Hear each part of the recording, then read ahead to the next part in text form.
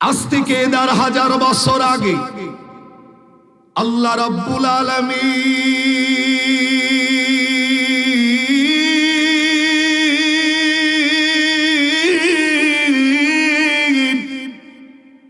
একটা পবিত্র কোরআনুল কারীম নাযিল কইরা দিয়া এই পবিত্র কোরআনে আল্লাহ ৩০টা পারা ১১৪টা সূরা আল্লাহ রাব্বুল আলামিন নাযিল করে। এই কোরআনের অন্যতম একটা সূরা, যে সূরার নাম হইল সূরাতুল মুমিনুন।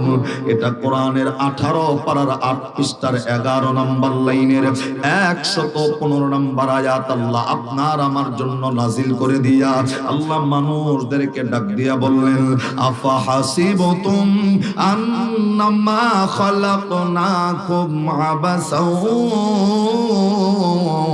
ওয়া আন্নাকুম ইলাইনা লা তুরজাউন।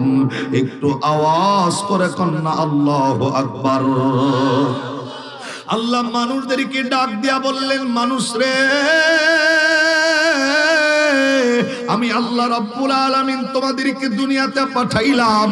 আমি আল্লাহ এমনে এমনে তোমাদেরকে দুনিয়ার জমিনে পাঠাই নাই। আমি আল্লাহ অনর্থক তোমাদেরকে দুনিয়ার জমিনে পাঠাই নাই।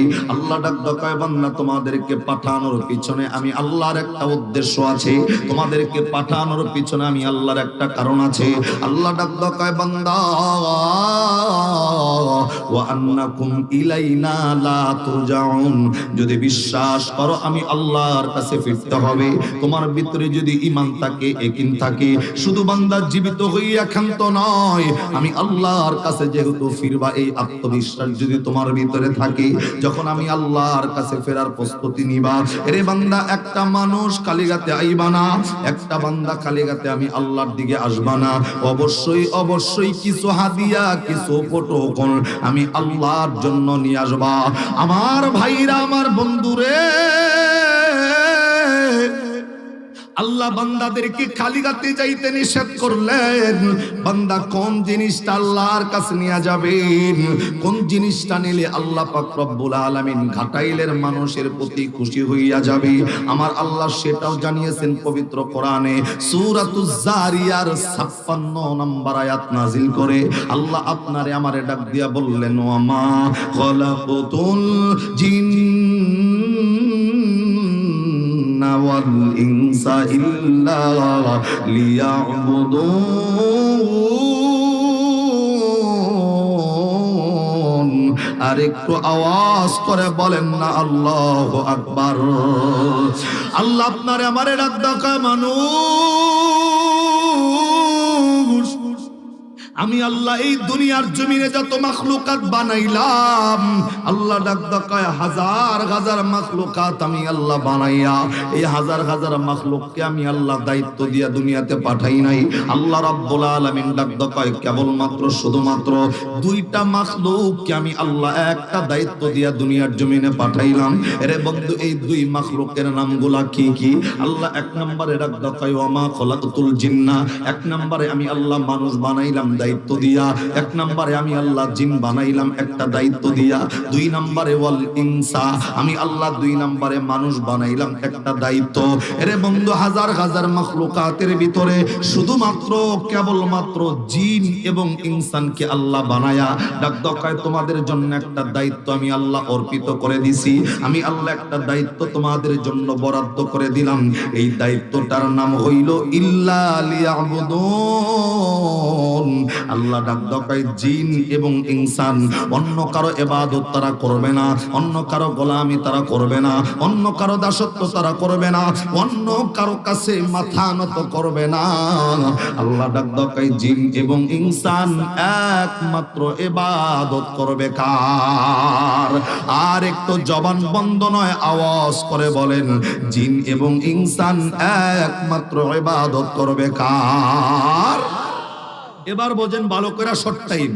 1 নম্বরে আল্লাহ ডাক দেয়, বান্দা দুনিয়াতে পাঠাইছি এমনি এমনি নয়, পাঠানোর পিছনে কারণ আছে। আইলে খালি হাতে আইও না, কিছু জিন নিয়ে যাইবা। বান্দা কি নিবে আল্লাহ সেটাও জানাইলেন। সূরা জারিয়ার ৫৬ নম্বর আয়াত নাযিল করে আল্লাহ মানুষদেরকে ডাক দেয়, বান্দা দুনিয়াতে মাখলুকাত আমি আল্লাহ হাজার হাজার বানাইছি। আজকের এই বাসাবাইদ এলাকার মানুষ আমার সামনে যারা বসছেন, আমি যদি আপনাদেরকে জিজ্ঞাসা করি ভাই বলেন তো মাখলুকাত এই দুনিয়াতে কত হাজার আল্লাহ বানাইছে? কয় হাজার মাখলুকাত? কথা কয় না। একজনে কয় 18, আর একজনে কয় হুজুর কি কম, আবার কোনটা ভুল হইলে আবার ভুল ধরবেন নি। চুপ করে রয়েছে বইয়া, যেটা জানবো এটা তো কমো, আর তো না হইলেও সত্যটা তো জানুন যাইবো, কথা ঠিক না? কিন্তু যদিও আপনি আমি মনে করি মাখলুকাত 18,000, কিন্তু অরিজিনালি কোরআন এবং হাদিসের মধ্যে স্পষ্ট দলিল কিন্তু কোনো জায়গায় নাই যে আল্লাহ 18,000ই মাখলুকাত বানাইছে। তবে বাসাবাইদের মানুষ মাখলুকাত যদি 18,000ই হয়, আমি যদি 1 মিনিটের জন্য মেনে নেই 18,000 মাখলুকাত আল্লাহ বানায়া 17,998টা মাখলুক আল্লাহ কোনো দায়িত্ব দিল না। বুঝেন? আবার 17,998টা মাখলুকের কোনো দায়িত্ব নাই, শুধু মাত্র 2টা মাখলুক। ভাই আপনি কি শুরু করলেন? কথা কম দেব না ভাই, হ্যাঁ আমনেই তো কথা বলি, এমনি জমাইতে পারতাছি না, বয়ান কোনো শান্তি পাইতেছি না, কইরা মানুষজন কম, এদিক ওদিক তাকায়েন না তো ভাই। আর একবার কোন আল্লাহু আকবার। বলতেছিলাম মাখলুকাত যদি 18,000 হয়, 17,998টা মাখলুকের উপর কোনো দায়িত্ব নাই, শুধুমাত্র কেবলমাত্র 2টা মাখলুকের উপর আল্লাহ একটা দায়িত্ব দিয়েছে। এই 2 মাখলুকের নাম কি? জারিয়ার 56 নম্বর আয়াত আল্লাহ বলেন 1 নম্বর হলো জিন, 2 নম্বর হলো ইনসান। জিন আপাতত সাইলেন্ট, ইনসান যারা, জিন যারা অন্য কারো ইবাদত তারা করবে না। আল্লাহ ডাক এই 2 জাতি একমাত্র ইল্লা লিয়াবুদুন, ইবাদত করবে কার? মানে আল্লাহর ইবাদত ব্যতীত অন্য কারো ইবাদত করা যাবে না জিন এবং ইনসানের জন্য। এখন জিনের কথা বাদ দিলাম, জিন যেগুলো আমরা চোখে দেখি না তাদের সাথে আমাদের কোনো আলোচনা নাই, কিন্তু ইনসান যারা তাদেরকে নিয়ে হচ্ছে আমাদের আলোচনা। এখানে আপনারা যারা আমার সামনে বইছেন, আপনার আমার নাম হলো ইনসান। ইনসান শব্দের অর্থ হলো মানুষ। বলেন তো ভাই ইনসান শব্দের অর্থ কি? এখন আল্লাহ কিন্তু এই আয়াতে ডাক দেখায় ওয়াল ইনসা ইল্লা লিয়াবুদুন, মানুষ যদি হও অন্য কারো ইবাদত তুমি করো না। এখন আমি জানি না আপনাদের এই বাসাবাইদ এলাকায় হিন্দু ভাই আছে? হিন্দু মানুষ নাই এলাকায়? নাই। আচ্ছা আচ্ছা আচ্ছা আচ্ছা, বাসাবাইদ নাই কিন্তু ঘাটাইল থানায় আছে তো, বাংলাদেশে আছে তো। এখন এই যে আল্লাহ এই আয়াতের মধ্যে আপনারে আমারে কি কইলো? ওয়াল ইনসা ইল্লা লিয়াবুদুন। আল্লাহ ডাক দেখায় মানুষ যদি হও আগুন পূজা বাদ দাও, বাতাসের পূজা বাদ দিয়া, টারকান পূজা বাদ দিয়া, দেবদেবের পূজা বাদ দিয়া, ইল্লা লিয়াবুদুন, মানুষ হইলে একমাত্র ইবাদত করতে হবে কার? এই আয়াতে কিন্তু আল্লাহ এটা স্পষ্ট করেছেন যে হিন্দু বুঝি না, বৌদ্ধ বুঝি না, খ্রিস্টান বুঝি না, নাস্তিক বুঝি না, আস্তিক বুঝি না, মানুষ যারা তারা একমাত্র ইবাদত করবে কার? এখন আপনাদের ভাষায় আমি জানতে চাই, আমাদের এলাকায় টাঙ্গাইল জেলার মধ্যে হিন্দুরা, আমরা যেমন মুসলমান এখানে যারা বসছে আমাদের গয়রহ একটা নাম, আমরা মানুষ। বলেন তো ভাই হিন্দু সম্প্রদায় তারা কি মানুষ না অমানুষ? কথা জোরে কোন। বৌদ্ধরা কি, খ্রিস্টানরা কি, নাস্তিকরা কি? এখন আল্লাহ তো ডাক দেখায় ওয়াল ইনসা ইল্লা লিয়াবুদুন, মানুষ যারা অন্য কারো ইবাদত তারা করবা না, মানুষ হইলে ইবাদত করো কার? এখন হিন্দুদেরকে কিন্তু এই আয়াতে আল্লাহ ডাক দিল। এখন আপনি যদি খুঁজে না পান, হিন্দু যদি খুঁজে না পায়, হেরে গিয়ে আপনি জিজ্ঞেস করেন, আল্লাহ তো ডাক দেখায় মানুষ হইলে আল্লাহর ইবাদত করবা। এই শুধু এই আয়াত নয়, আল্লাহ অন্য একটা আয়াত পবিত্র কোরআনে সূরা বাকারা 1 পারার 1 নম্বর পারার 3 নম্বর পৃষ্ঠার 10 নম্বর লাইনের 21 নম্বর আয়াত, আল্লাহ এই আয়াতের মধ্যেও বলেন ইয়া আইয়ুহান নাস। আল্লাহ বলেন ইয়া মানে হে, আইয়ুহান নাস এই মানব মণ্ডলী, নাসুবুদু ইবাদত করো রব্বাকুম, কার ইবাদত? এখন এইখানে আল্লাহ নাস বইলা মানুষদেরকে ডাক দিয়েছেন, ওইখানে আল্লাহ ইনসান বইলা মানুষদেরকে ডাক দিয়েছেন। এখন আপনি যদি বাসাবাইদ এলাকার মানুষদেরকে জিজ্ঞাসা করি ভাই, এখানে আবার কিছু প্রশ্ন থাকে, আল্লাহ যদি মানুষদেরকে ইবাদতের জন্য ডাক দেয়, এখানে আমরা যারা বসছি আমরা কিন্তু মুসলমান, জানা থাকলে বলেন তো মুসলমানের জন্য গরুর গোশত খাওয়া হালাল নাকি হারাম? আওয়াজ দেন, মুসলমানের জন্য গরুর গোশত খাওয়া হালাল না হারাম? মুসলমানের জন্য মরা গরুর গোশত খাওয়া হালাল না হারাম? যে হিন্দু গুলিকে গরুর গোশত খাওয়া যদি হারাম থাকতো, এই হিন্দুরা কিয়ামতের ময়দানে মরার পরে আল্লাহরে কইতো, আল্লাহ ওই বাসাবাইদের এলাকার মানুষগুলা গরুর গোশত, সিনার মাংসগুলা সাবায়া সাবায়া খাইছে, এর লিগা ইবাদত করছে, তাকলিকা পদ্মা নদীর ইলিশ জায়েজ ছিল, এর জন্য ইবাদত তারা করছে। আমরা পদ্মার ইলিশ হারাম ছিল, গরুর গোশত হারাম ছিল, ইবাদতটা করব কেমনে? শুধু এখানেই নয়, এই হিন্দুগুলো ডাক যদি কোরআনে না থাকতো, হিন্দুগুলা কিয়ামতের ময়দানে আল্লাহর কাছে মামলা দায়ের করে কইতো, আল্লাহ কোরআনে মুসলমানের ডাক দিছো ইবাদতের, আমগো ডাক কই? কথা ঠিক নেই? আল্লাহ এক কথায় ডাক দেয়, আমার মুসলমান জাতি যা খাবে পৃথিবীর সব জাতির জন্য সেটা হালাল করে জায়েজ করে দিয়েছেন কে? এই কোরআনের ডাক শুধু মুসলমানের ডাক যে নয়, এটাও আল্লাহ প্রমাণ দিয়েছেন যে কোরআন শুধু মুসলমানের কিতাব নয়। এখন এক কথায় আল্লাহ ডাকায় মানুষ যারা তারা ইবাদত আল্লাহর করবা। হিন্দু যদি নিজের মানুষ দাবি করো, আল্লাহর ইবাদত করো। বৌদ্ধ যদি মানুষ দাবি করো, খ্রিস্টান যদি মানুষ দাবি করো, নাস্তিক যদি মানুষ দাবি করো, অন্য কারো ইবাদত করা যাবে না। ইল্লা লিয়াবুদুন, মানুষ দাবি করলেই ইবাদত করতে হবে কার?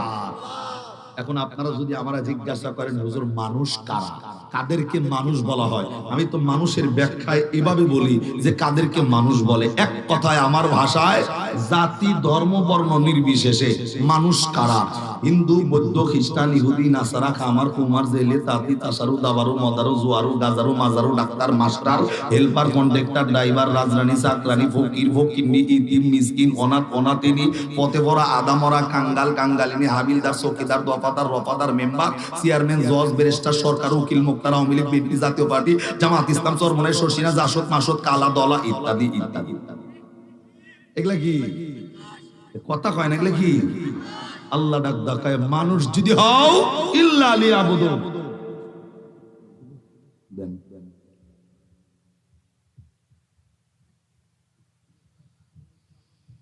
দুনিয়াতে মানুষ যারা তাদেরকে ইবাদতের জন্য ডাক দিয়েছেন কে? এক কথায় বোঝা যায় কোরআন যারা মানবে দুনিয়াতেও তারা কামিয়াবি, আখিরাতের ময়দানেও তারা কামিয়াবি হবে। তার মানে এটার আলোচনার দ্বারা এটা বোঝা যায় এই কোরআন শুধু মুসলমানের কিতাব নয়, এই কোরআন হিন্দুর কিতাব, বৌদ্ধর কিতাব, খ্রিস্টানের কিতাব, নাস্তিকের কিতাব। এক কথায় কোরআনের ব্যাপারে আল্লাহ বলেন হুদাল লিন্নাস ওয়া বাইয়িনাতিম মিনাল হুদা ওয়াল ফুরকান। কোরআন যারাই মানবে তাদেরকে দুনিয়া এবং আখিরাতের ময়দানে কামিয়াবি করে দিবেন কে? এ বাণী সকলের নয় শুধু মুমিনের, যারাই চলবে মেনে ফল পাবে কোরআনের। মারহাবা কন্যা। এ বাণী সকলের নয় শুধু মুমিনের, যারাই চলবে মেনে ফল পাবে কোরআনের। করে বলো কিবা রাষ্ট্রে বলো, অশান্তি দূর করে শান্তি আনে সমাধান। সমাধান চাও যদি জীবনে মরণে, ফিরে যাও খুঁজে নাও চোখ রাখো কোরআনে। মারহাবা কন্যা। একটু আওয়াজ দেন, আমরা কোথায় চোখ রাখবো? কোথায়? সবাই বলেন ফিরে যাও খুঁজে নাও চোখ রাখো। সবাই ফিরে যাও খুঁজে নাও চোখ রাখো। এ বাণী সকলের নয় শুধু মুমিনের, যারাই চলবে মেনে ফল পাবে কোরআনের। করে বলো কিবা রাষ্ট্রে বলো, অশান্তি দূর করে শান্তি আনে সমাধান। সমাধান চাও যদি জীবনে মরণে, ফিরে যাও খুঁজে নাও চোখ রাখো। এত চির আমলান চির মুক্তির ডাক, এ যে মহাবাণী খোদারি কালামে পাক। মারহাবা কন্যা। এত চির আমলান চির মুক্তির ডাক, এ যে মহাবাণী খোদারি কালামে পাক। এই দুনিয়া আর সেই দুনিয়া, এই দুনিয়া আর সেই দুনিয়া, মুক্তি পাবে তুমি দো জাগানে। সমাধান সমাধান চাও যদি জীবনে মরণে, ফিরে যাও খুঁজে নাও চোখ রাখো কোরআনে। মারহাবা কইবেন না? এক কথায় আল্লাহ ডাক দেয়, আল্লাহ এই সূরা জারিয়ার 56 নম্বর আয়াত নাযিল করে ডাক দেয়, দুনিয়াতে যত মাখলুকাত আমি আল্লাহ বানাইছি, অন্য কোন মাখলুককে আমি আল্লাহ কোন দায়িত্ব দিয়ে দুনিয়াতে পাঠাই নাই। শুধুমাত্র দুইটা মাখলুকের উপর আমি আল্লাহর একটা দায়িত্ব, এক নম্বরে হলো জিন, দুই নম্বরে হলো ইনসান। দায়িত্বটার নাম ইল্লা লিয়াবুদুন। এই জাতি অন্য কারো ইবাদত করবে না, অন্য কারো কাছে মাথা নত করবে না, অন্য কারো গোলামি করবে না। মানুষ এবং জিন একমাত্র ইবাদত করবে কার? এবার কথা হচ্ছে আপনি আমি যে ইবাদতটা করব, ইবাদতের তরিকাটা কোনটা, ইবাদতের স্টাইলটা কোনটা। আপনি ইবাদত কি বঙ্গবন্ধুর স্টাইলে করবেন, না ইবাদত কি তারেক জিয়ার স্টাইলে করবেন, নাকি যে এরশাদ চাচা মরে গেছে তার রেখে যাওয়া ইবাদত স্টাইলে ইবাদত করবেন? আল্লাহ কার স্টাইলে ইবাদত করবেন সেটাও জানাইলেন পবিত্র কোরআনে। সূরা আহজাব 21 পারা 19 পৃষ্ঠা 12 নম্বর লাইন 21 নম্বর আয়াত। আল্লাহ মানুষদেরকে ডাক দেখায়, মানুষ কার স্টাইলে ইবাদত করবা সেই স্টাইলওয়ালা ব্যক্তির নাম আমি আল্লাহ কোরআনে ঘোষণা করছি। তার নামটা কি? আল্লাহ ডাক দেখায়, লাকাদ কানা লাকুম ফি রাসূলিল্লাহি উসওয়াতুন হাসানাতুন লিমান কানা ইয়ারজুল্লাহ ওয়াল ইয়াউমাল আখির ওয়া যাকারাল্লাহা কাসীরা। একটু আওয়াজ করে কান আল্লাহু আকবার। এখন আপনি যে ইবাদত কইরা মালিকের কাছে যাবেন, আপনার ইবাদতটা কার স্টাইলে হবে? আল্লাহ তার নাম ঘোষণা করলেন, ওই স্টাইলওয়ালা ব্যক্তির নাম নবী মুহাম্মাদুর রাসূলুল্লাহ সাল্লাল্লাহু আলাইহি সাল্লাম। এই মনোযোগ দেন, এই নবীর ব্যাপারে আল্লাহ উসওয়াতুন হাসানা শব্দ ব্যবহার করছেন, মানে সর্বোত্তম চরিত্রের অধিকারী আপনার আমার আখিরি জামানার নবী। আর একবার সুবহানাল্লাহ কইবেন না? আমি শুধুমাত্র যেই নবীর স্টাইলে, যেই নবীর তরিকায় ইবাদত করলে দুনিয়া এবং আখিরাতের ময়দানে কামিয়াবি হওয়া যায়, আমি শুধুমাত্র নবীর আদর্শটা বুঝাই আমার আলোচনা সমাপ্ত করে দেওয়ার চেষ্টা করব। একটু মনোযোগ দিব ইনশাআল্লাহ। আজ থেকে ১,৫০০ বছর আগে আল্লাহর নবী সাল্লাল্লাহু আলাইহি ওয়াসাল্লামের চরিত্র সম্পর্কে শুধুমাত্র আমি আপনাদেরকে ধারণাটা দেই। উসওয়াতুন হাসানা শব্দটার ব্যাখ্যা শুধুমাত্র আমি আপনাদেরকে দেব। ১,৫০০ বছর আগে আপনি আমি কিন্তু জানি আল্লাহর নবী কিন্তু দুইটা জাহানেরও বাদশা। জোরে কোন কয় জাহান? এই জাহানেরও বাদশা, ওই জাহানেরও বাদশা। আল্লাহর নবী দুই জাহানের বাদশা হওয়ার পরেও নবীর জীবদ্দশার ঘটনা হলো এমন, আল্লাহর নবী মাঝে মধ্যেই 2 দিন 3 দিন পর্যন্ত না খায়া থাইকা, 4 দিন পর্যন্ত না খায়া থাইকা আপনার আমার নবী জীবন পরিচালনা করছে, এমন ঘটনা আছে না নাই? এই এবার প্রশ্ন হইল, আল্লাহর নবী দুই জাহানের বাদশা হওয়ার পরেও 2 দিন 3 দিন পর্যন্ত নবী না খায়া থাকলো কেন? এটা হলো প্রশ্ন। যে নবী এত বড় পাওয়ার বলা ব্যক্তি হওয়ার পরেও, এত বড় বাচ্চা হওয়ার পরেও 3 দিন 4 দিন নবী না খায়া থাকতে হবে কেন? এই কেনর জবাবে আসছে নবী না খায়া থাকছেন সেটার পিছনেও কারণ এই ঘাটাইলের উম্মত, টাঙ্গাইলের উম্মত, বাংলাদেশের উম্মত, সারা বিশ্বব্যাপী সমস্ত নবীর উম্মতদের কারণে আল্লাহর নবী না খায়া থাকছেন। নবী যে না খায়া ছিল, জিবরাইল আমিন মাঝে মধ্যেই নবীর কাছে আইসা বলতেন, হুজুর আপনি দু জাহানের বাদশা হইয়া কিল্লিগা না খায়া থাকেন, আপনি যদি আল্লাহর কাছে একটু দোয়া করেন, আপনি দোয়া করার সাথে সাথে আল্লাহ পাক আপনার জন্য উহুদ পাহাড়টা স্বর্ণ বানায় দিবেন। সুবহানাল্লাহ কোন না? আপনি দোয়া করলে উহুদ পাহাড় স্বর্ণ হয়ে যাবে আপনার লিগা। নবী আপনি না খায়া থাকেন কেন? শুধু উহুদ পাহাড় স্বর্ণ হইব না, আপনি যদি দোয়া করেন আল্লাহ 3 বেলা জান্নাতি খাবার আপনার ঘরের মধ্যে পৌঁছে দিবে। সুবহানাল্লাহ। আবার এরে ভাই সুবহানাল্লাহ যারা কন্যা জবানটা খুললে এক লগে কন্ত সুবহানাল্লাহ। নবীর ব্যাপারে আলোচনা, জিবরাইল ডাক কয়, হুজুর 4 দিন না খায়া থাকেন কেন? আপনি দোয়া করলেই তো উহুদ পাহাড় স্বর্ণ হয়, আপনি দোয়া করলেই তো জান্নাতি খাবার ঘরের মধ্যে চলে আসে, তারপরেও নবী না খায়া থাকেন কেন? আল্লাহর নবী ডাক দেখায়, জিবরাইল আমি না খায়া থাকি কেন জানতে চাও? কারণ একটাই, কারণ আল্লাহ আমি নবীর ব্যাপারে শব্দ ব্যবহার করেছেন উসওয়াতুন হাসানাতুন লিমান কানা ইয়ারজুল্লাহ ওয়াল ইয়াউমাল আখির। আল্লাহ ডাক দেখায় যারা যেই সমস্ত মানুষগুলো আমি নবীর চরিত্র ফলো করবে, আমি নবীর অনুসরণ যারা করবে, ওই মানুষগুলা দুনিয়া আখিরাতের ময়দানে কামিয়াবি হবে। আমি নবী আজকে রাজত্ব পাওয়ার পরে, আমি নবী দু জাহানের বাদশা হওয়ার পরেও যদি আরাম আয়েশে জিন্দেগি পরিচালনা করি, আমার উম্মতগুলা যদি দেখে আমি নবী জিন্দেগিতে কোনোদিন কষ্ট করি নাই, তাহলে ওই ঘাটাইলের অনেক উম্মত থাকবে যেই উম্মত একবেলা না খায় থাকবো, 2 বেলা না খায়া থাকবো। হারাম থেকে বাঁচার জন্য যেই উম্মত আমি নবীর চরিত্রকে দেখে না খায়া জীবনটা পরিচালনা করে, হালালকে যারা অটল রাখবে, ইসলামকে যারা জিন্দা রাখবে, আল্লাহর নবী ডাক দেখায় আমি যদি খাইয়া জীবনটা পরিচালনা করি, আমার উম্মত কষ্ট পাইলে আমি নবীর আদর্শ ভুলে যাব। এর জন্য আমি নবী কষ্ট করে থাইকাও আমি আমার উম্মতের জন্য নজির স্থাপন করে গেলাম যে উম্মত জীবনে যতই কষ্ট আসুক না কেন আমি নবীর আদর্শ ভুলা যাবে না। আমি নবীর আদর্শটাকে বাস্তবায়ন করে ইবাদত যদি কন্টিনিউ করতে পারো, ওই উম্মতের জন্য জান্নাতের জিম্মাদার আল্লাহর নবী নিজে হবেন। আর একবার সুবহানাল্লাহ জোরে কন্যা। একটু মনোযোগ, নবী দৌজাহানের বাদশা হওয়ার পরেও না খায়া থাকছেন, নবীর চরিত্রটা নিয়ে একটু আলোচনা শুনে। আমার ভাইরা, আমার বন্ধুগণ, আল্লাহর নবী সাল্লাল্লাহু আলাইহি ওয়াসাল্লাম আখিরি জামানার পয়গম্বর।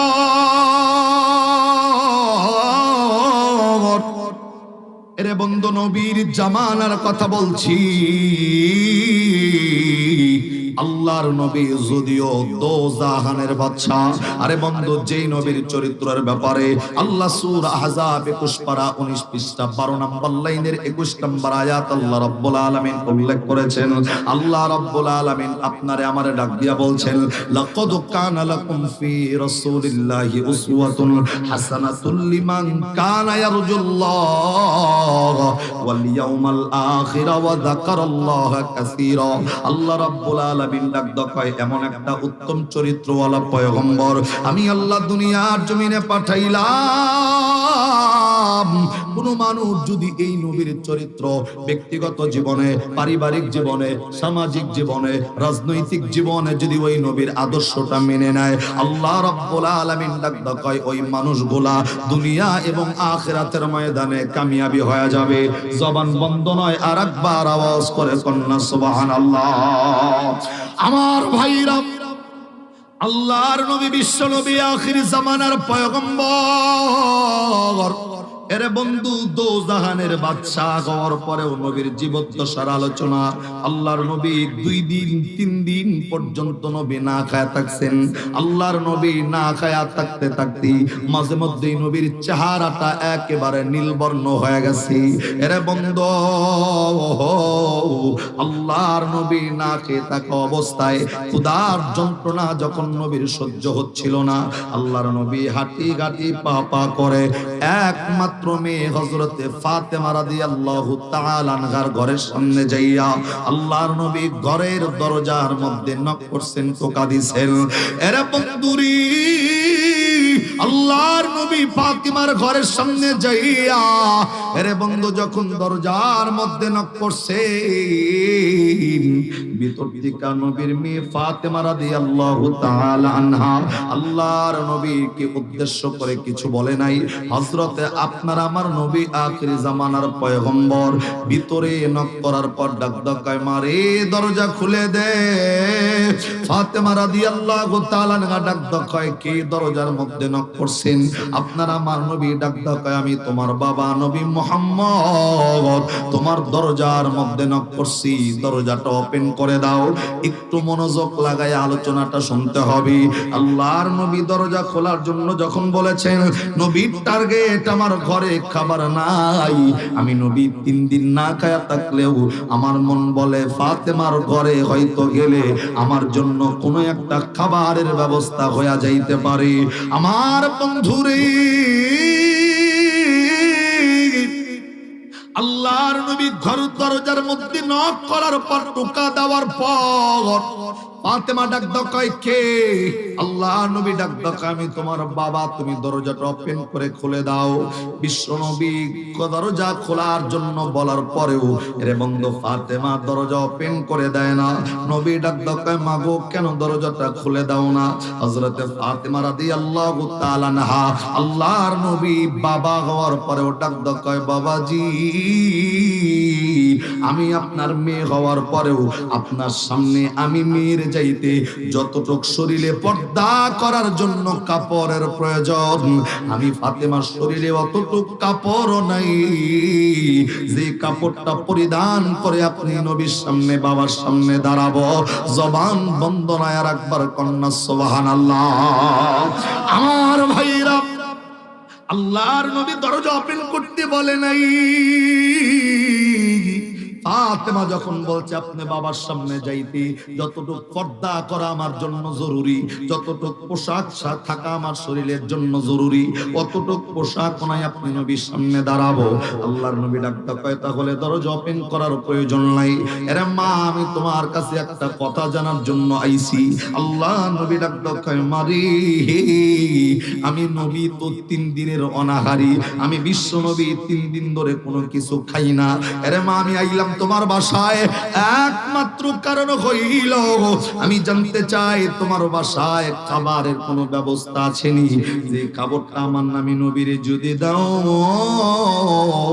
আমি নবী খাইয়া অন্তত আমার পেটের ক্ষুধার যন্ত্রণাটা নিবারণ করতাম। আরে বন্ধু, ফাতেমা রাদিয়াল্লাহু তাআলা আনহার সামনে আল্লাহর নবী বাহিরের থেকে যখন খাবারের কথা জানাইছি, আরে বন্ধু তাকায় দেখবেন বাবা যদি মেয়ের বাড়িতে যায়, মেয়ে যতটুক আছে তার চাইতে বেশি চেষ্টা করে আমার মা বাবারে যেন আমি খাওয়াইতে পারি। কেননা মেয়েরা মেয়ের বাড়িতে গেলে, মা বাবা গেলে এরে বন্ধু মেয়ে অত্যন্ত আনন্দিত হয়, খুশি হইয়া যায়। কিন্তু ফাতেমা রাদিয়াল্লাহু তাআলা আনহা নবীর কথাটা শোনার সাথে সাথে এরে বন্ধু দরজার আড়াল থেকে দুইটা চোখের পানি সাইরা দিয়া আল্লাহর নবীর ডাক দেখায়, নবীজি আপনি আমার বাবা রহমাতাল লিল আলামিন আমার ঘরের সামনে আইছেন। নবী আপনি 3 দিনের অনাগারি, আমার বাড়িতে খাবার আছে কিনা জিজ্ঞাসা করেছেন। এ পয়গম্বর, আমি ফাতেমা আমি আপনারে বলবো আপনি নবী 3 দিন ধরে খাবার খান না। আমি আপনার মেয়ে ফাতেমার ঘরে 4 দিন হয়ে গেছে চুলায় আগুন জ্বলে না। জবান বন্ধ নয়, আরেকবার আওয়াজ করে কন্যা সুবহানাল্লাহ। আরে বন্ধু এত কষ্টে থাকার পরেও তারা কখনো হারামের চিন্তা করে নাই। আমি যদি আপনাদেরকে বলি যেই নবীর আদর্শ মানলে দুনিয়া এবং আখিরাতের ময়দানে কামিয়াবি হওয়া যায়, ওই নবীর আদর্শ মানতে গিয়ে কয়দিন আপনি না খায়া থাকছেন, ঘরভর্তি খাবার থাকলেও হারামের ধান্দা করে করে জীবনটা শেষ করে দিছি। আমার বন্ধুরি আল্লাহর নবী যখন শুনেছেন আমি 3 দিনের অনাহারি, অথচ আমার মেয়ে 4 দিন ধরে কোনো কিছু খায় না, বিশ্ব নবী সাল্লাল্লাহু আলাইহি ওয়াসাল্লাম দুইটা চোখের পানি ধরে রাখতে পারে নাই। আল্লাহর নবী ফাতেমার কথা শোনার সাথে সাথে কলিজার মধ্যে এমন আঘাত লাগা গেছে, আমি নবী তো 3 দিন খাই না, অথচ আমার মেয়ে তো 4 দিন ধরে খায় না। শুধু আমার মেয়ে নয়, আমার মেয়ের 2টা সন্তান, আমার নাতি হাসান আর হুসাইন রাদিয়াল্লাহু তাআলা আনহুমা, এরাও তো খাবারগুলা খায় না। আল্লাহর নবীর মেয়ের কথা, নাতির কথা মনে হইয়া নবীর নিজের ক্ষুধার যন্ত্রণা ভুলা গেছে। নবীর টার্গেট কেমনে আমার মেয়ের কিছুটা খাবার খাওয়ানো যায়, আমার 2 নাতি হাসান আর হুসাইনের মুখে কেমনে খাবারটা পৌঁছানো যায়। জবান বন্ধ নয়, আরেকবার আওয়াজ করে কন্যা সুবহানাল্লাহ। ভাই বিক্ষিপ্ত এলোমেলো প্রাথমিক পর্যায় থেকে চলতেছে। আমি জানি যে প্রাথমিক পর্যায়ে কোনো বক্তা উঠলে মানে এই বক্তা ওয়াজ করে শান্তি পাবো না, তৃপ্তি পাবো না, এটা হওয়াটা স্বাভাবিক। এবং আজকে মাহফিল বড় আয়োজন, এর জন্য আমি চাইলেও আমার আলোচনাটা সামনে নিয়ে যাওয়ার কোনো সুযোগ নাই। আমার যে সাবজেক্টটা ছিল অসমাপ্ত সাবজেক্ট এখানে শেষ, এবং কমিটি কর্তৃক একটা সাবজেক্ট ছোট্ট করে আপনারা কি উঠবেন না এখান থেকে। আল্লাহ রাব্বুল আলামিন পবিত্র কোরআনে সূরাতুল মুনাফিকুন নামক একটা সূরা নাযিল করছেন। আল্লাহ এই সূরা মুনাফিকুন 28 নম্বর পারার 14 নম্বর পৃষ্ঠার 12 নম্বর লাইনে 10 নম্বর আয়াতে আল্লাহ মানুষদেরকে ডাক দেয়, ওয়ানফিকু মিম্মা রাযাকনাকুম মিন ক্বাবলি আইয়াতিয়া আহাদাকুমুল মাউত। আল্লাহ আপনারে আমারে ডাক দেখায়, মানুষ আমি আল্লাহ তোমাদেরকে দুনিয়াতে যেই রিজিক দিছি, এই রিজিকটা আমি আল্লাহর রাস্তায় কিছুটা ব্যয় করো মৃত্যু আসার আগে। ভাই বলেন তো, ঈমান থাকলে আপনারে আমারে রিজিকটা কে দিছে? যারা আল্লাহর নাম কন্যা এগুলোকে আল্লাহর কি নারাই আছে? এর আল্লাহর নাম কইলে প্রবলেমটা কি রে ভাই? কন্যা রিজিক দিছে কেডা? আল্লাহ এই আয়াতে ডাক দেখায়